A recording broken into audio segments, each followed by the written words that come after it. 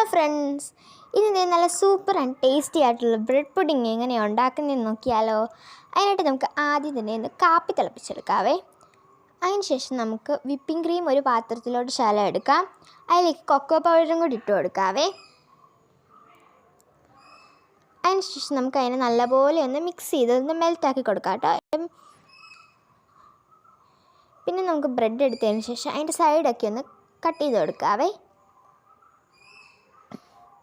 പിന്നെ നമ്മൾ ആ വെച്ചിരുന്ന കാപ്പിയിൽ മുക്കി ഓരോ ബ്രെഡും ഇതുപോലെ അതിൽ മുക്കി ഒന്ന് വെച്ച് കൊടുക്കുക ഇതുപോലെ ഒന്ന്.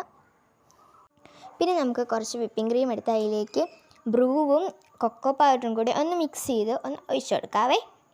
പിന്നെ അത് മിക്സ് ചെയ്തതിന് ശേഷം ബ്രെഡിൻ്റെ മണ്ടയിൽ ഒരു ലെയർ കൂടെ കൊടുക്കുക.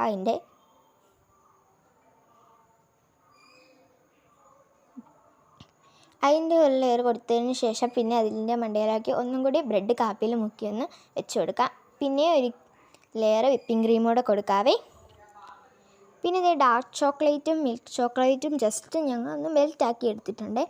ജസ്റ്റ് ഒന്ന് ഡെക്കറേഷനായിട്ട് കൊടുക്കാനായിട്ട്, അതിൻ്റെ മണ്ടയിലൊരു ഡെക്കറേഷൻ കൊടുക്കാനായിട്ട് അതും കൂടി ഒന്ന് വെച്ചെടുക്കാം.